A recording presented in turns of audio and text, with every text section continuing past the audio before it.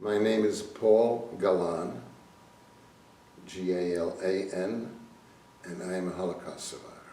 My family's original name was Grunfeld, G-R-U-N-F-E-L-D.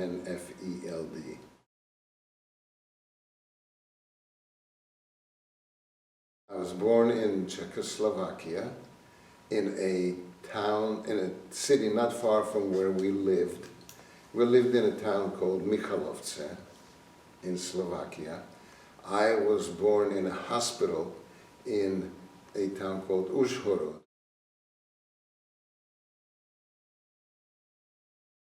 I was born in 1935.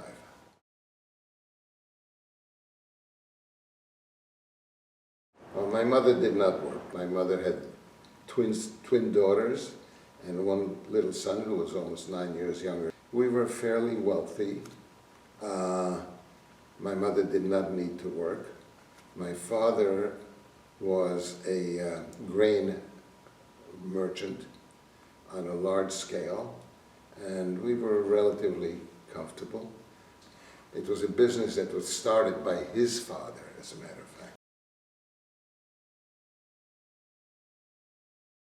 My sisters were almost 9 years older than I.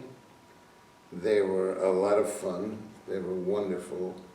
They were all interested in being educated. They had lots of friends. They loved music. There was music playing in our home all the time. And so they were both in school. They went to public school. And I'm going to jump ahead now for a moment. Once the Holocaust began, all Jewish students were expelled from the public schools.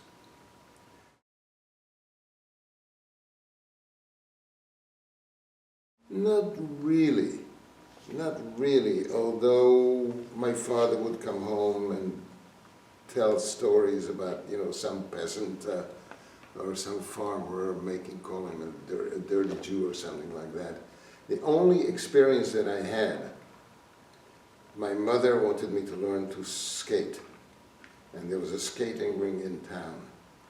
So she took me skating, and some of the Christian kids would trick me or call me something. I was too young to fully understand. I began to understand what it was all about when I was about 6 years old.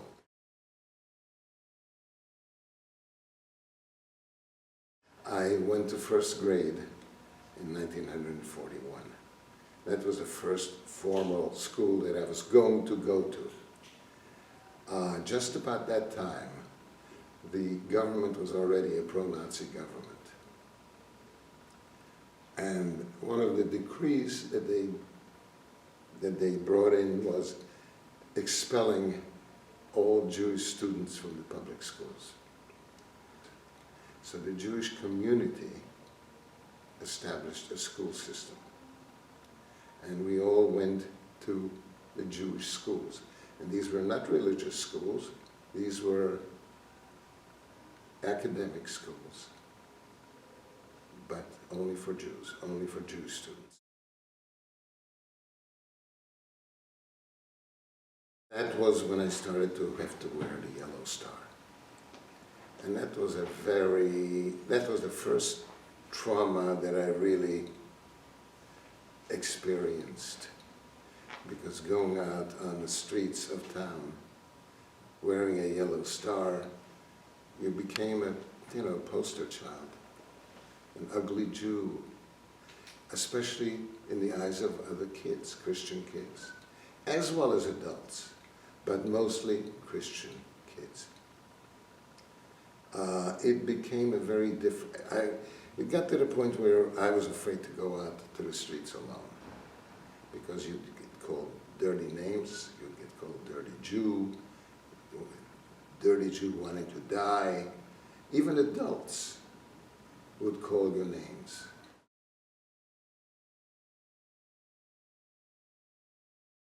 Well, it hit them even harder, because there were a lot of restrictions that were imposed on the Jewish population. First of all, my father's business was confiscated. And he was saddled with a Christian who became the owner of his business. And so he ended up working for a Christian who knew nothing about grain and the grain business and the characteristics of grain and so forth and so on. That went on, I'll tell you, until 1942.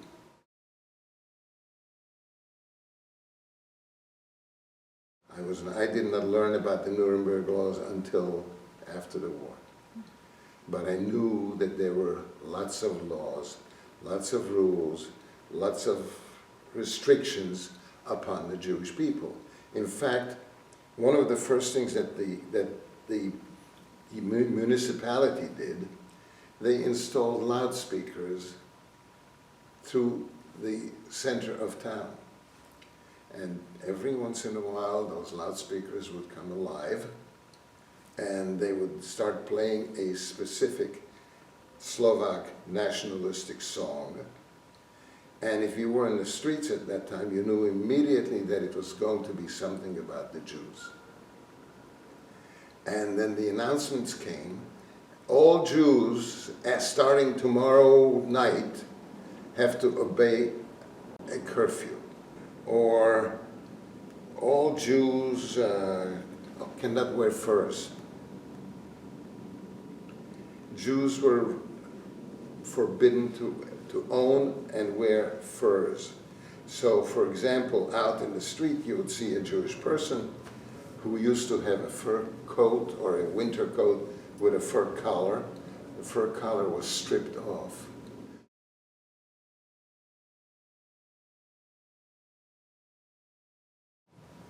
Well, you see, again, I was very young, and my father losing his business. I mean, that alone. The fact that he had to get a special permit to travel, because Jews were not allowed to travel. The reason he was able to travel was because of the business, because grain was considered a strategically important product.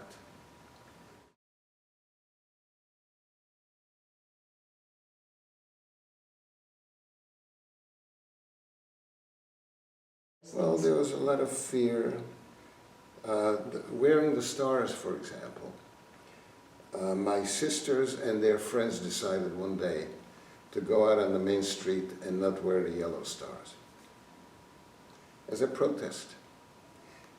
The whole group, about 5 girls, were arrested and put in jail. Put in jail. What happened with the church was the fact that they were pretty open about their anti-Semitic views. And the priests were pretty outspoken.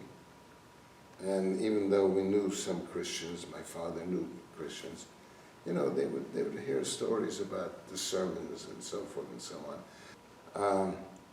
In 1942, they began deporting Jews from Slovakia.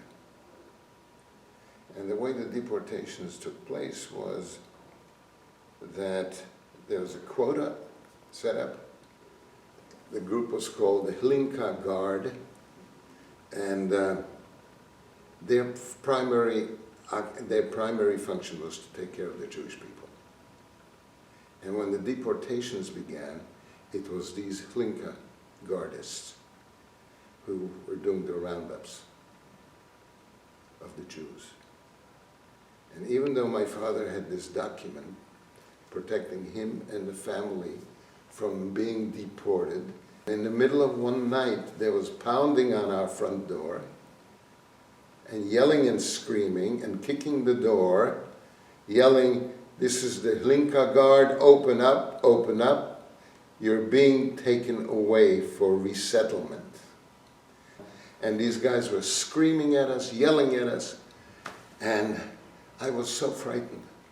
I was so frightened, it was unbelievable. So my mother calmed me down, and they all started packing. And my father took out this document and showed it to the leader of the group. And he took one look at it, tore it to shreds, and threw it on the floor. And he says, now come on, we don't have time to waste. They led us to the town's high school, the gymnasium, where my sisters used to go when they were still allowed to go there. And when we got to the gymnasium, the yard, the back, the athletic field, if you will, of the gymnasium, there were already a few hundred people gathered there.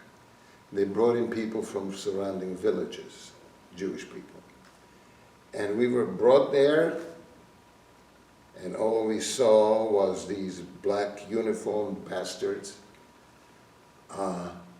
yelling at people, hitting people, picking out the Orthodox people who came in earlier from the villages, pulling them out of wherever they were settled with their families, making them stand up and ordered to sing and dance. They would yell at them, dance, sing, come on, sing. And that poor man wouldn't know what to do. And they would start hitting them with their clubs or with the rifle butts and forcing them to sing. They would start dancing, they're trying to dance. And they would, and the guardists would go faster, come on, louder, louder. And they would beat them till they were bloodied. And I saw all this and I was so frightened. I was so frightened. I cried through most of the time we were there. Took my father and led him into the school building. And when I saw that they're leading him into the school building, I started crying. I said, why are they taking father away? And they shouted at me, just sit down and be quiet. And my sisters and my mother surrounded me. And then my father disappeared in the building. And when he came out, half hour later, there was blood streaming down his face. His clothes were blood-stained. They beat him up. Just for the hell of it. I mean, this was really the ultimate humiliation. The ultimate not knowing why. I'm crying right now because it was so frightening. It was so frightening. And then the first night passed and things calmed down and they kept us there in the schoolyard. They kept us there for 2 days. I was 7 years old. I was still a child. And on the third day, they started lining us up and putting tags on everyone's coats with numbers to be taken to the train station, which was on the outskirts of town. And so we're lined up, and all of a sudden we hear somebody calling our name. Grinfeld, Grinfeld, Grinfeld, you know. It was one of the guards. He says, all right, you and your family get the hell out of here, where you're being released. And we go to the gate of the schoolyard, and the guard there lets us out to the street, and we see my uncle there, one of my uncles. And he says to my father, don't ask any questions, I'm taking you home. And he had a taxi waiting there. And he put us in the taxi, he got in with us. And a few minutes later, we were back at our apartment. And we come to our front door, which is wide open. The lock is broken, and we walk in, and the place is ransacked. Our belongings are missing, pieces of furniture are missing. You know, the Jews are gone, we can take whatever we want.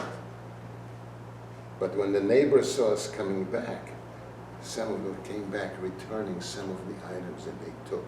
Oh, Mr. Grinfeld and Mrs. Grinfeld, We took it to protect it, hoping that you would come back. You know, there were dishes and crystal and things like that. But there was broken furniture in the house, and broken, I don't even know what else. So anyway, we finally settled in the house. And my father says to my uncle, he says, Marius, what happened? Why were we taken away? And what he learned was that my father's new boss went to the authorities and told them, I've learned everything there is to be learned about this business. Take the Jew away, I don't need him anymore. So when the next transport roundup came, they took us away. When my uncle found this out, this sophisticated, elegant man, he wore spats, I remember. I don't know if you know what spats were. Yeah. He took out, he had a pistol hidden in his apartment. He took out the pistol and went to my father's office, walked into Mr. Alexa's office, put the gun on him, and he told him, you so-and-so, you miserable so-and-so, you were given a beautiful, successful business that's making you a rich man. And my brother-in-law was a friend of yours, supposedly. And this is what you did? He says, I want you to go right now, and I'm going to go with you to the government building, which was not too far. And I'm going to hold this pistol in my pocket. And I want you to go in and see the proper authorities and tell them that you made a mistake. I still need him. And get a document releasing them. Otherwise, I'm going to shoot you. I don't care if I kill myself, but I'm going to kill you first.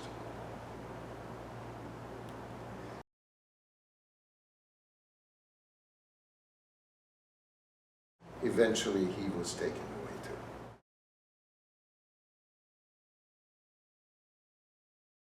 Well, he did for a while. He had to. I mean, that was the raison d'etre of his being released. But he also knew, so he started taking steps on protecting us beyond this document. So he went to investigate the possibility of being smuggled through the border at night with the whole family. And he found out that it was too dangerous.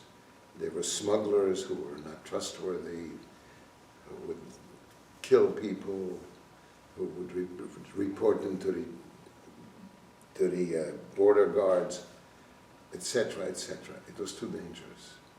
So what he did was, he went to one of his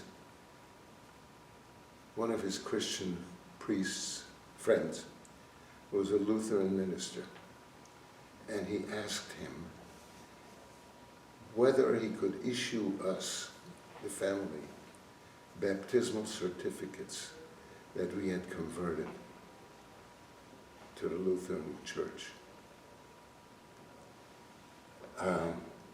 So this minister, priest, whatever, he was a nice man, friendly man. He says, Mr. Galan or Mr. Grinfeld, whatever he called him, I can't do it without permission from my hierarchy. I would like to help you, and I will do everything I possibly can.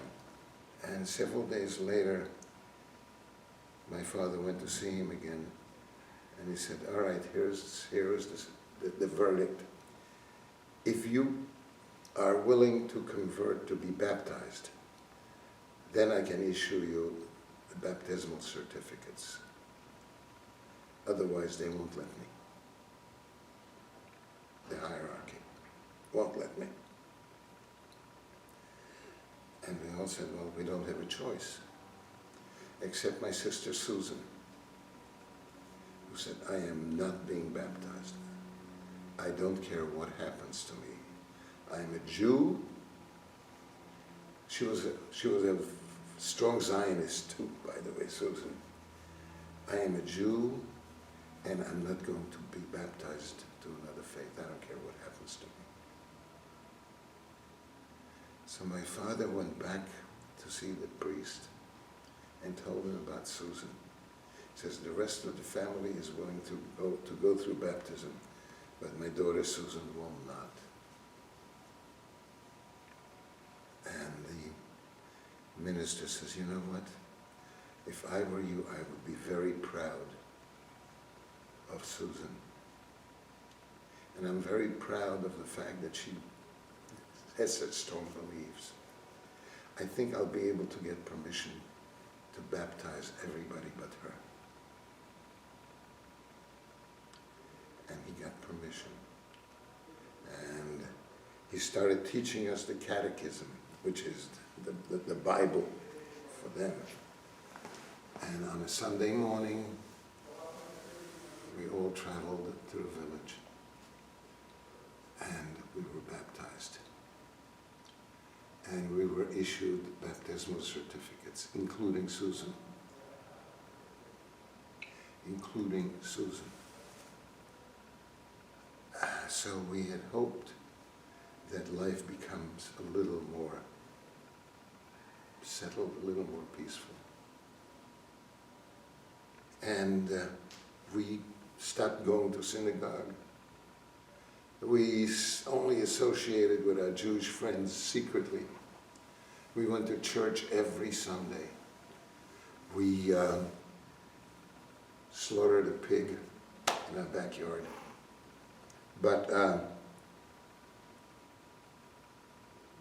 ultimately what happened, only a few months went by that we were Christians, because there was a government decree issued saying that any Jew who had converted to Christianity after 1939 is still considered a Jew, and their conversion is not valid, and they have to give up going to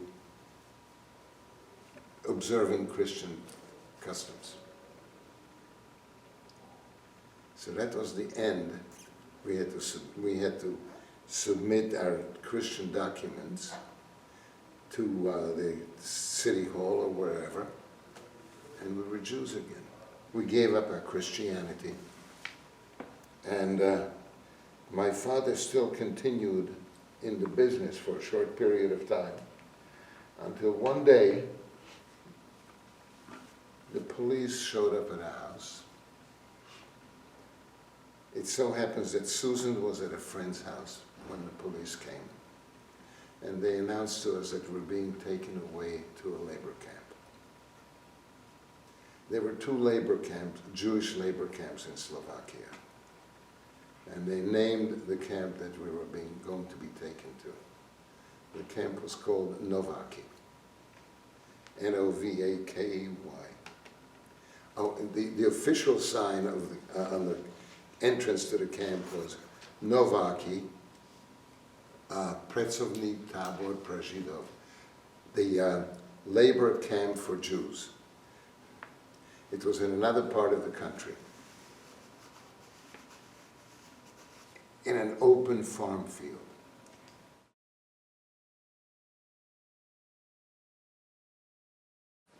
So before they even asked about Susan, a friend of Susan's came over looking for Susan and saw the police there. And she was wondering what's going on. And my father managed to whisper to her, "Go find Susan. She's visiting such and such friend."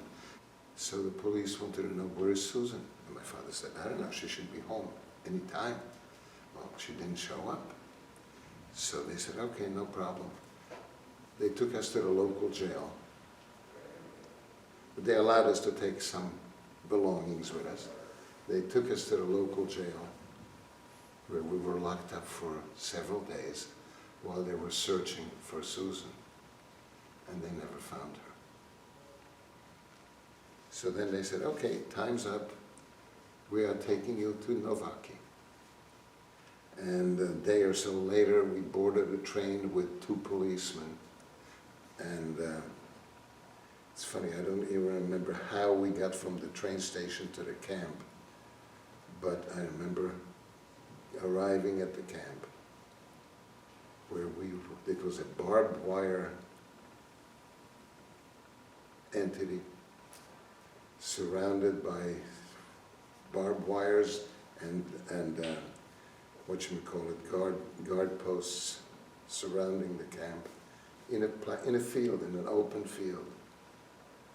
The guards were all over. The black uniformed guards took over, and we were placed in a barracks. The camp had a good reputation, even before we went there, because people were being treated very nicely, very well. And there was even open communication between those who were in the camp and those who were at home. So we were put in barracks with bunk beds. There were about 100 people to a barrack. And there were some people we knew there already because they were taken away before us.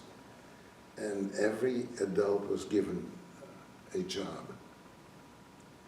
The women went into a shop where they were sewing clothes on machines. You know, they had sewing machines. And my father was given odd jobs in the camp. My sister Ava was sent to the kitchen to peel potatoes. I actually went to a makeshift school. The Jewish community created a school, and we went to school. The other thing, which we only learned later, was Susan, my sister Susan, ended up in Auschwitz eventually.